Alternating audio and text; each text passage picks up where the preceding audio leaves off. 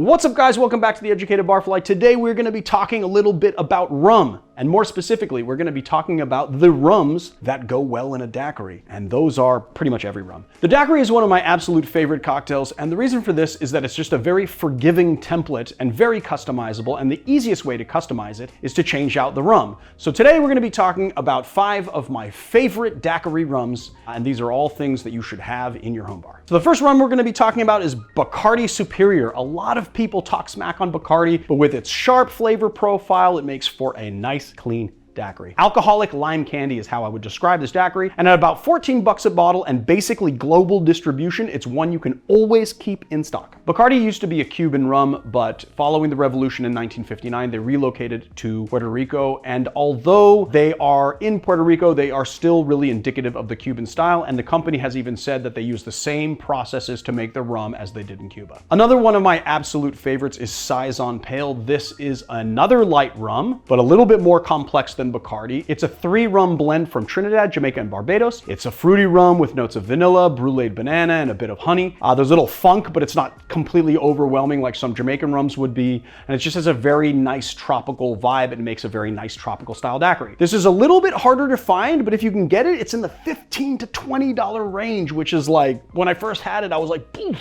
And the price makes it a no-brainer for restock. This guy's been on my shelf for a very long time. Stiggin's Fancy Pineapple Rum from Plantation. It's a super easy daiquiri upgrade. It is everybody's easiest pineapple daiquiri. And the name is a reference to a character in Charles Dickens's Pickwick Papers, Reverend Stiggins, who loves pineapple rum. It's a blend of Plantation 3-Star and Plantation Original Dark. The 3-Star is infused with pineapple rinds and then distilled in copper pot stills. The Original Dark is then also macerated with pineapple fruit, and then the two are blended together to make pineapple rum awesomeness. This guy's a little bit more expensive. It's 25 to 30 a bottle, but it's still in that like low price range and one that you should definitely get. And the next up is Dr. Bird from the award-winning 2 James Distillery in Detroit, Michigan. I remember when I first got a taste of this at Cole's French Dip, I had such a visceral reaction. I immediately ordered a case and put it into rotation in my bar. It was just like a no-brainer.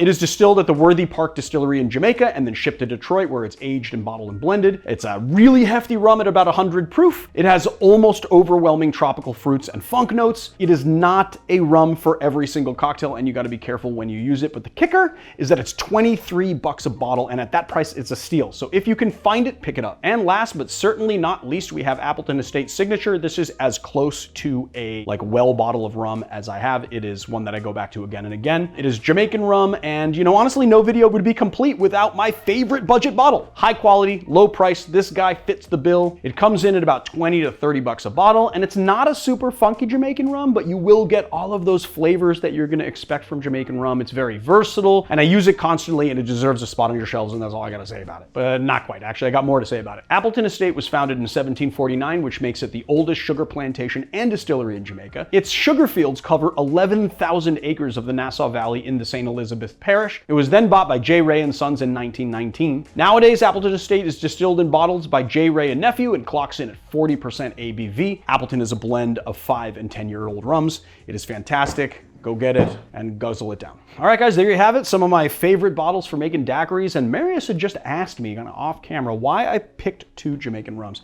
The reason for that is just that the Appleton Estate is kind of a workhorse bottle. It's not super funky, whereas you get all of the big funk with Dr. Bird, and they just make completely different daiquiris. And then, of course, you got a tropical fruit daiquiri here, but that's not really a Jamaican rum. You know, you got some of those tropical fruit notes, but they just make different daiquiris. This guy makes a really clean daiquiri, and this guy makes a pineapple daiquiri. So go out if you can find these rums and stock them up, because you're going to love them. And not only that, you can use them in lots of other cocktails.